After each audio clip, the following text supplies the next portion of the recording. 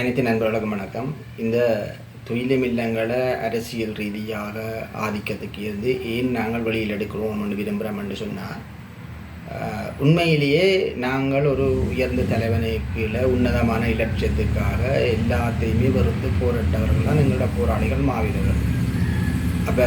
இப்போ இதில் பாராளுமன்ற உறுப்பினர்களாக இந்த கட்சிகளில் இருக்கிற யாரையாவது சொல்லுங்க, இந்த மண்ணுக்காகவும் மக்களுக்காகவும் என்னத்தை செய்துட்டு நம்ம இந்த மண்ணுக்காகவும் மக்களுக்காகவும் ரத்தத்தை சிந்தி தங்கள் அங்கங்களை இழந்து உயிர்களை கொடுத்து ஒப்பற்ற தியாகங்களை செய்தவர்கள்லாம் இந்த மாவீரர் போராளிகள். அப்போ இவர்கள் என்னன்னு சொன்னால், இந்த மாவீரர் போராளிகளை வச்சுக்கொண்டு தங்களோட அந்த வாக்கு வங்கி அரசியலை பெற்றுக்கொள்றதுக்கான ஒரு களமாக இதை பயன்படுத்தி கொள்ள வலிக்கிறார். அதான் அங்கே தான் நாங்கள் முரண்படுறோம். என்னென்னு சொன்னால், ஒரு ஒப்பற்ற தியாகங்களை செய்த அந்த வீரர்கள தியாகத்தின் அந்த கல்லறைக்கு மேலே தங்களோட வயிறு வளர்க்குற அரசியலை செய்கிறதான் நாங்கள் விரும்புகிறோம், எதிர்க்கிறோம். இப்போ உண்மையாக யோசிச்சு பாருங்க, ஒரு ஒரு ஒரு ஒரு ஒரு இந்த இப்போ நாங்கள் இவர்கள் ரத்தம் சிந்தோம் மட்டும் எங்களுக்கு எதிர்பார்க்கிறோம். ஏன்னா நாங்கள் தேவையான ரத்தம் சிந்தி இருக்கிறோம், அங்கங்களை கொடுத்துருக்கிறோம், உயிர்பிலா கொடுத்துருக்கோம், எல்லாமே நாங்கள் கொடுத்துருக்கிறோம். இப்போ இவர்கள்ட்ட நாங்கள் சிந்திரம் நினைச்சா இந்த மக்களுக்காக ஒரு துளி வேர்வை சிந்திரக்கு நீங்கள் தயாராக இருக்கணும் மட்டும் தான் கேட்குறோம். அதை இவர்கள் அதுக்கு கூட தயாராக இல்லை.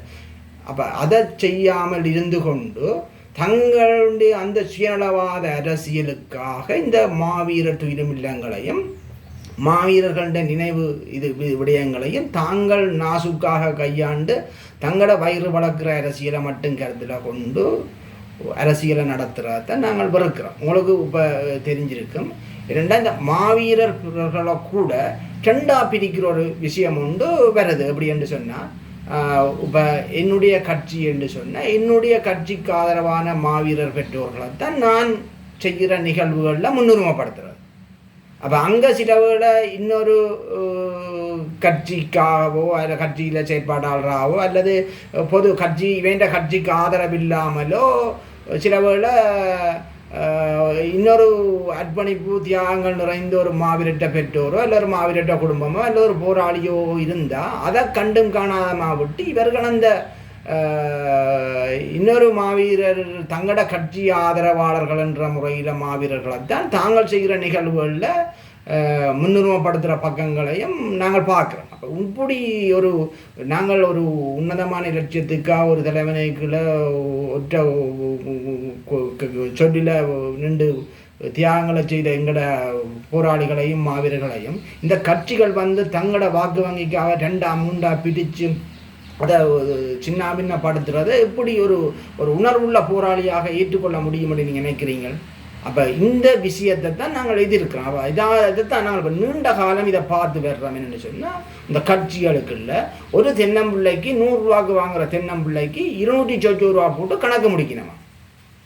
அப்போ பாருங்க, வண்டைக்கு என்னுடைய நண்பன் ஒரு ஆளுக்கு இந்த கனகபுரம் திருமணத்தின் செயல்பாட்டாளராக இருக்கிறவர் சொல்கிறார். அது பேரை நான் இதில் குறிப்பிடையில் அவர் சொல்லியிருக்கிறார், துயிலும் இல்லை வேலைண்டா டபுளாக தான் கேட்குறாங்க காசுண்டு.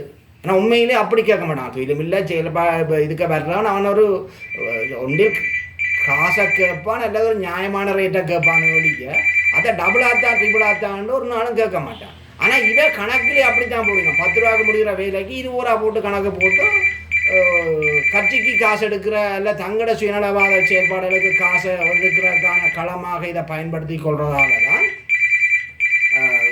இந்த கனகபுரம் துயிலுமில்லத்தில் நடந்திருக்குன்னு சொல்லி தகவல் கிடைச்சிருக்கு. உறுதிப்படுத்த முடியல. ஏன்னா அவர் கணக்கறைக்கிய வெளியிடுறது இல்லை. 160 ரூபாய்க்கு வாங்கின தென்னம்பிள்ளைக்கு 260 ரூபாய்க்கு கணக்கு போட்டு முடிச்சிருக்கிறேன். அப்போ அதே மாதிரி தான் அந்த கதையை அதே துயிலுமில்லத்தை சேர்ந்தவர் கதைச்சிருக்கிறார். அப்படின்னு சொன்னால், துயிலுமில்ல வேலைகள்ண்டா எல்லாம் கட்டிப்பாக கேட்குறாங்க. ஏன் அப்படி கேட்குறாங்க? யார் கேட்க போகிறான்? ஒட்டு தரமே தயவு செய்து சும்மா கொண்டு வந்து தருவான். தன்னால் முடியலைன்னா அதுக்கு ஒரு அந்த ரேட்டை தாண்டு கேட்பான். இதை டபுளாத்தா ரிபிளாத்தா 5000 செய்கிற வேலைக்கு 15000 ரூபா இல்லை 10000 ஆண்டு கேட்க போகிறோம். யாருமே கேட்க மாட்டான். அப்படி கேட்குறவன் ஒரு தரமே இல்லை. அப்படி கேட்க மாட்டான். இவங்க அந்த டபுளாக ரிபிளாக போட்டு காசை போட்டு எடுத்து அதை ஒரு மாஃபியாவாக விளையாடுறதுக்கு தான் இந்த கதைகள் அப்பப்போ கசைஞ்சு கொண்டு இருக்குது. அதைத்தான் நாங்கள் எதிர்க்கிறோம். இந்த மாவீரர் துயிலுமில்லமெண்டா எப்படியாவது அதுக்குள்ளே போய் நின்று என்ன கேடுகட்ட வேலையாவது செய்து நாங்கள் வயிறு வளப்பம் என்று வெளிக்கிறதான் நாங்கள் எதிர்க்கிறோம். மாவீரர் துயிலுமில்லம்ன்றது அது அம்மா அந்த தியாகத்துக்கு ஈடுணை இல்லாத ஒரு தியாகம். எங்களுடைய போராட்டத்தில் அந்த தியாகங்களை நாங்கள் மதிப்பிடவே முடியாத அளவுக்கு அந்த தியாகங்களும் இது அதுகளை தெரியாத இந்த பயிர் வளர்த்த கூட்டம் அதுக்குள்ளே போய் நின்றும் அந்த தங்கட சுயநலவாத வாக்கு வங்கி அரசியலையும் தங்கட புறம்போக்கு குணங்களையும் காட்டுறதைத்தான் நாங்கள் எதிர்க்கிறோம். அவை இந்த இதால் தான் அந்த மாவீரர்களை பிரிக்கிறது, போராளிகளை பிரிக்கிறது, இந்த கட்சி உண்ட கட்சி என்று பிரிக்கிறது அப்படி இல்லை தானே. மாவீரர் என்றால் ஒரு தலைவனுக்குள்ள ஒரு லட்சத்துக்காக போராடினா ஒரே கொள்கைக்காக போராடி தன் உயிரை மாய்ச்சவனை போய் அவனை 2 3 பிரித்து அவன் செத்தாப்புறம் நீங்கள் உண்டிய ஆதரவாளர் என்றும் இந்திய ஆதரவாளர் என்றும் பிரித்து நீங்கள் ஒரு புறம்போக்கு அரசியல் செய்கிறீங்கன்னா நீங்கள் எப்படியான கேவலம் கட்ட மனிதர்கள்? உங்களுக்கு என்ன இந்த போராட்டத்தில் தியாகங்கள் அர்ப்பணிப்போலை பற்றி என்ன தெரியும்? நாங்கள் என்ன தியாகங்கள் செய்யாமலா வந்திருக்கிறோம்? எங்களுடைய இளமை காலம் எங்கே, எங்களுடைய செயல்பாடுகள் எங்கே, நாங்கள் எங்களுடைய அர்ப்பணிப்புகள் எங்கே? நீங்கள் எங்களுக்கு முன்னால் நின்று கதைக்கவே முடியுமா? அப்படி ஆனால் ஒரு குளறுபடியான குணங்களோடு நின்று கொண்டு துயிலுமில்லங்களுக்கு இல்லை நீங்கள் அரசியல் செய்யணும் என்று படிக்கிறது எவ்வளவு கேவலத்துக்குரியது. அதே எங்களுடைய போராளிகள் தயவு செய்த புரிஞ்சு கொள்ளுங்க. இந்த துயிலுமில்லங்கள் என்றது அது மக்கள் மயப்படுத்தப்படணும். அங்கே ஒரு அரசியல் கட்சி இல்லாத நிர்வாகம் உருவாக்கப்படணும். குறிப்பாக அந்த புலம்பெயர்ந்த மக்கள் தயவு செய்து இந்த காசுகளை நீங்கள் தேவையில்லாமல் இந்த கட்சிகளை காட்டி கொடுக்காதீங்க. இந்த கட்சிகள் எங்கள்ட மக்களுக்கு இந்த 15 வருஷ காலம் எதுவுமே செய்யலை. அவையவை காணி வாங்கினதும் பூமி வாங்கினதும் சொத்து சேர்த்ததும் தங்களோட வங்கி கணக்குகளில் நிரப்பி கொண்டவன் தான் மிச்சம். எங்கட மக்களுக்கு இதுவரையில் எதுவுமே செய்யலை. இதுவரையில் எங்கட மக்கள் நட்டாட்டத்தில் நிற்கணும். ஆகவே இதை வெளிநாட்டில் இருக்கிற மக்களும் புரிஞ்சு கொண்டு இந்த செயல்பாடுகளுக்கு ஒரு முற்றுப்புள்ளி வைக்கணுமென்றதுக்காக எங்களோட இணைஞ்சு பயணிக்கணுமென்றதைத்தான் நாங்கள் எப்போதும் விரும்புகிறோம். நாங்கள் உண்மையாக நாங்கள் உங்களுக்கு செயல்படுறதுக்கு நாங்கள் எப்போதும் தயாராக இருக்கிறோம். நாங்கள் கடந்த காலங்களையும் அதைத்தான் செய்து வர்றோம். ஆகவே நீங்கள் தொடர்ச்சியாக எங்களுக்கான ஆதரவு களத்தை தந்து இந்த மாவீரர்கள தியாகங்கள் மீது இந்த நாரை போன அரசியலை நடத்துகிற அந்த கலாச்சாரத்தில் முற்றாக ஒழிக்கும் வரையும் நாங்கள் ஒரு துணிகரமான செயல்பாட்டுக்கு நிற்கணும்னா நீங்கள் எங்களுக்கு பின்னுக்கு நிற்கணும். அதைத்தான் நாங்கள் உங்கள்கிட்ட கேட்டுக்கொள்கிறோம். நாங்கள் போராளிகளாக நீங்கள் 2009 மேலே ஒரு போராளியை எப்படி ஒரு உன்னதமான வழியில் போய்க்க நீங்கள் பார்த்துருப்பீங்களோ அதே இலட்சிய வேட்கையோடையும் அதே உணர்வோடையும் நாங்கள் நிற்கிறோம் என்று சொன்னால் நீங்கள் எங்களுக்கு ஒத்தாசையாக இருக்கணும். நீங்கள் இந்த கட்சிகளுக்கு காசு கொடுத்து கட்சிகளை வளர்த்து விட்டு கடைசியில் கட்சிகளும் ஒன்றும் செய்ததும் இல்லை, எங்களோட மக்களுக்கும் ஒன்றும் கிடைச்சதும் இல்லை. அவரே தங்களோட பயிரை வளர்த்து கொண்டு போவினோம். இன்றைக்கு ஒவ்வொரு தட்ட கட்சி அரசியலில் இருக்கிற ஒரு தட்ட நிலைமைகளையும் பாருங்கள். ஒரு அரசியல் கட்சிகளும் ஒவ்வொரு அரசியல் பிரதிநிதிகளும் எவ்வளவு வசதி வாய்ப்புகளோடு இருக்கணும் என்று பாருங்கள். எங்கேயாவது ஒரு 2 பேர் தான் இந்த அரசியலுக்கு இருந்து தன்னுடைய மக்களுக்காக செயல்பட்ட என்று சொல்லி பார்க்குறன்றது மிக அரிது எங்களோட மக்களுக்கு இல்லை, எங்களோட அரசியல்வாதிகளுக்கு இல்லை. ஒரு தரம் 4000 5000 கோடியை பின்புலமாக வச்சுக்கொண்டு எங்களோட மக்களுக்கு சரியையும் பிழை என்று நியாயப்படுத்தி பேய்காட்டுத்தனமான கருத்துக்களையும் சொல்லிக்கொண்டு அங்காலையும் வாங்கி இஞ்சாலையும் வாங்கி எங்களோட மக்களை பேய்காட்டி தாங்கள் வயிறு வளர்த்து கொள்கிற அரசியலை தான் தொடர்ச்சியாக செய்து கொண்டிருக்கிறார்களுடைய உண்மையிலே சரியான வேதனையாக இருக்குது. இந்த மாவீரர் துயிலுமில்லங்களில் அரசியல் நடத்துகிறன்றது அது ஒருபோதும் இந்த மாவீரர் போராளிகள் குடும்ப நலன் காப்போம் அதை ஏற்றுக்கொள்ளாது. நாங்கள் இந்த விஷயத்தை மிக ஆணித்தனமாக எடுத்து வச்சிருக்கிறோம். என்னன்னு சொன்னால் போன முறை இந்த முறை இந்த மாவீரர் பெற்றோருக்கு இந்த கனகபுரம் துயிலுமில்லத்தில் நடந்ததை இவை ஏதோ ஒரு விதமாக சிம்பிளாக கடந்து போகும்னு நினைக்கணும். இதை நாங்கள் விட்டால் நாளைக்கு இன்னொரு பெற்றோருக்கும் இதுதான் நடக்கும். அதே இந்த கட்சி அரசியலை முற்றாக துயிலுமில்லத்திலேருந்து ஒழிக்கணும். அதை நாங்கள் ஒரு மக்கள் மயப்படுத்தி ஒரு நல்ல நிர்வாகமாக ஒரு ஏற்றுக்கொள்ளக்கூடிய ஒரு நல்ல ஒரு பக்க சார்பற்ற கட்சி சார்பற்ற நிர்வாகமாக மாற்றி அமைக்கிறதுக்கான எங்களுக்கான ஒத்துழைப்புகள் நீங்கள்லாம் தரணும். இதை போய் திருப்பி நீங்கள் கட்சியை அடிக்கணுந்தீங்கன்னா கட்சிகள் நான் வெளிப்படையாக சொல்கிறேன். போன வருஷம் இதில் தென்னை மரத்துக்கு டபுளாக கணக்கு காட்டியிருக்கிறோம். அதே துயிலுமில்ல செயற்பாட்டில் நிற்கிற ஒரு ஆள் தான் இந்த முறை சொல்லியிருக்கிறார். துயிலுமில்ல செயற்பாடு இல்லைண்டா டபுள் ஆரிபிளாக தான் கேட்குறாங்க.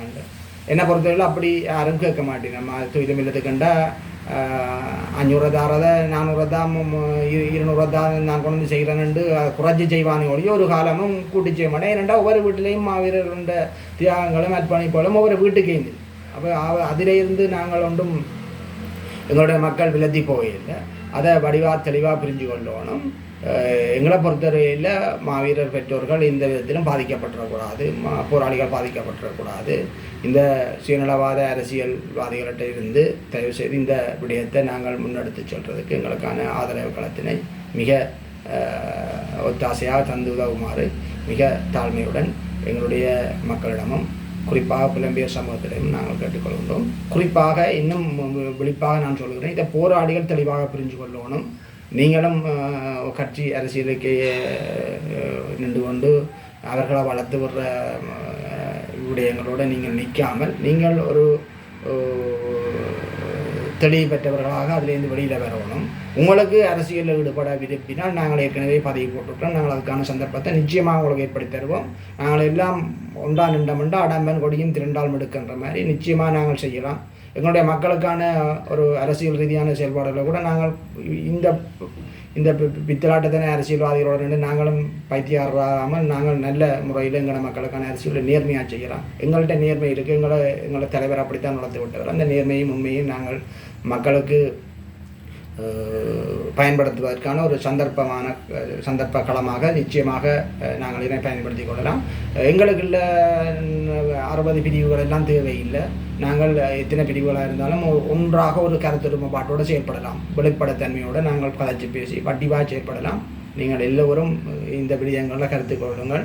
நீங்கள் குறுகிய சிந்தனைகளோடு இந்த கட்சி அரசியலுக்கு அனுப்பீர்கள்னா நிச்சயமாக எங்களுடைய மாவீரர்களுடைய தியாகங்கள் அது வேறொரு கோணத்துக்கு போகும். அந்த எங்களுடைய இந்த இலட்சியத்துக்காக அவர்கள் தன்னலமற்று அவர்கள் பயணித்து தங்களது உயிர்களை பயணியம் வைத்து தியாகங்களை செய்தார்களோ அந்த தியாகம் வரலாறுகளும் மாற்றி எழுதப்படக்கூடிய சந்தர்ப்பங்கள் இப்போது கனிந்து வருகிறது. நிச்சயமாக நடக்கும். அதுதான் நடந்து கொண்டிருக்கிறது. ஆகவே நீங்கள் அந்த உங்களோட தோளோடு தோன்று போராடிய போராளிகளுக்கும் அந்த மாவீரர்களுக்கும் ஒருபோதும் அவர்களின் தியாகத்தை வீண்போக அவர்களின் தியாகத்தை இடமளிச்சிடக்கூடாது. நன்றி. மக்களுடன் போராளிகள் மக்களை காப்பாற்ற.